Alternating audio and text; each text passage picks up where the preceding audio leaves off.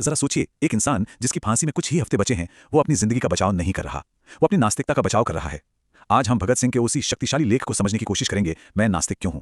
ये एक ऐसा दस्तावेज है जो एक क्रांतिकारी के जहन की परतें खोलता है, ठीक उस वक्त जब वो मौत के दरवाजे पर खड़ा था। भगत सिंह अपने लेख की शुरुआत ही एक ऐसे सवाल से करते हैं जो सीधा उनकी आलोचना के दिल पर चोट करता है। क्या उनका ईश्वर को ना मानना सिर्फ एक तरह का घमंड है? और सुनिए, ये सिर्फ कोई फिलोसॉफिकल सवाल नहीं था, नहीं, ये एक पर्सनल इल्जाम था जो उनके दोस्तों और आलोचकों ने उन पर लगाया था जब वो अपनी सजा का इंतजार कर रहे थे। जैसे जैसे फांसी का दिन करीब आ रहा था, बाहर वाले तो छोड़िए, उनके कुछ अपने दोस्त भी उन्हें परख रहे थे। उनका मानना था कि भगत सिंह की नास्तिकता कोई सच्ची आस्था नहीं है, बल्कि शोहरत से पैदा हुआ एक घमंड है, एक अहंकार। तो आरोप था क्या? बड़ा सीधा सा था कि उनका नास्तिक होना कोई पुराना विश्वास नहीं, बल्कि मीडिया की सुर्खियों से पैदा हुआ एक फूला हुआ अहंकार है। मतलब वो ये कह रहे थे कि शोहरत भगत सिंह के सिर पे चढ़ गई है, यहां तक कि वो खुद को भगवान से भी ऊपर समझने लगे हैं। अब भगत सिंह का जो जवाब है ना, वो हैरान कर देने वाली ईमानदारी से भरा है।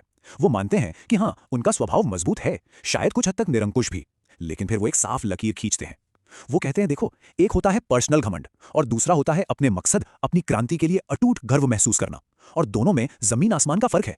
तो ठीक है, अगर ये घमंड नहीं था तो फिर नास्तिकता आई कहां से? इसे समझने के लिए हमें वक्त में थोड़ा पीछे चलना होगा, और यहीं पे कहानी दिलचस्प हो जाती है, क्योंकि उनके अविश्वास की ये कहानी गहरी अटूट आस्था से शुरू होती है। उनका ये जो वैचारिक सफर था ना, वो कोई एक दिन का किस्सा नहीं था, ये एक धीमी प्रक्रिया थी। सब कुछ शुरू हुआ एक धर्मपरायण बच्चे के तौर पर, जो आर्य समाज की परंपरा में पला बढ़ा, घंटों प्रार्थना करता था। कॉलेज में आकर सवाल उठने लगे, लेकिन विश्वास तब भी बना रहा। यहां तक कि जब वो एक क्रांतिकारी के तौर पर अपनी यात्रा शुरू कर रहे थे, तब भी वो विश्वास करने वालों से ही घिरे हुए थे। तो जाहिर है, उनकी नास्तिकता कोई अचानक लिया गया फैसला नहीं थी। उनकी जिंदगी में जो सबसे बड़ा मोड़ आया, वो किसी बम या विरोध से नहीं आया, बल्कि एक अंदरूनी फैसले से आया कि अब सिर्फ जोशीली कार्रवाई से काम नहीं चलेगा, अब गहराई से अध्ययन करने की, पढ़ने की जरूरत है। उन्हें एहसास हुआ कि दुनिया को बदलने के लिए पहले उसे समझना जरूरी है। वो खुद मानते हैं कि शुरुआती दिनों में वो एक रोमांटिक आदर्शवादी क्रांतिकारी थे, लेकिन उन्हें बहुत जल्द ये समझ आ गया कि सिर्फ जुनून से क्रांति नहीं चलती। एक विचार लगभग एक आदेश की तरह उनके दिमाग पर हावी हो गया, अध्ययन करो। और फिर उन्होंने पढ़ना शुरू किया, और क्या खूब पढ़ा। बाकुनिन, मार्क्स, लेनिन, ट्रॉट्स्की, ऐसे विचारक जिन्होंने धर्म की जड़ें हिला दी थीं। इन किताबों ने उनके पुराने विश्वासों की नींव को पूरी तरह से हिलाकर रख दिया। रहस्यवाद की जगह एक कठोर यथार्थवाद ने ले ली, और 1926 आते आते उनका रूपांतरण पूरा हो चुका था। वो एक दृढ़ नास्तिक थे।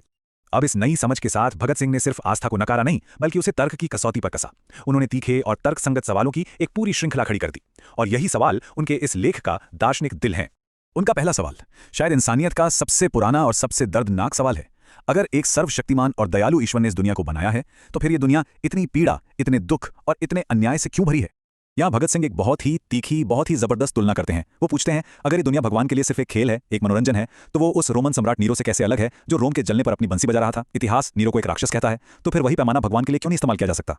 और फिर सवाल और भी गहरा हो जाता है। एक सर्वशक्तिमान सत्ता जो सब कुछ देख सकती है, सब कुछ कर सकती है, वो अपराधों, युद्धों और शोषण से इंसानियत को टूटते हुए चुपचाप क्यों देखती रहती है?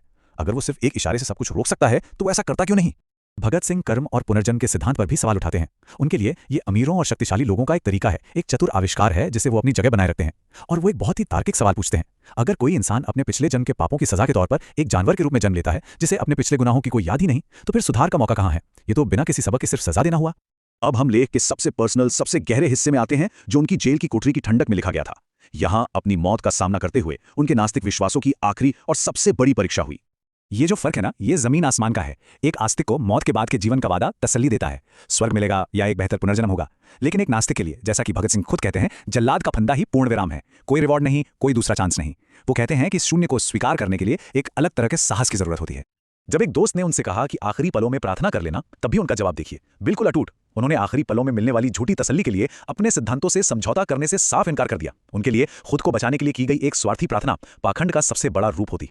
और इस तरह भगत सिंह अपने तर्क को वहीं ले आते हैं जहां से सब शुरू हुआ था। वो हमें उसी आरोप पर फिर से सोचने के लिए मजबूर करते हैं, क्या उस मकसद के लिए असीम गर्व महसूस करना जिसके लिए आप मरने को तैयार हैं, सच में घमंड है? या शायद वो हमें ये सोचने पर मजबूर कर देते हैं कि दृढ़ता की असली परीक्षा ये नहीं है कि कोई कैसे मरता है, बल्कि यह है कि वो क्यों जीता है।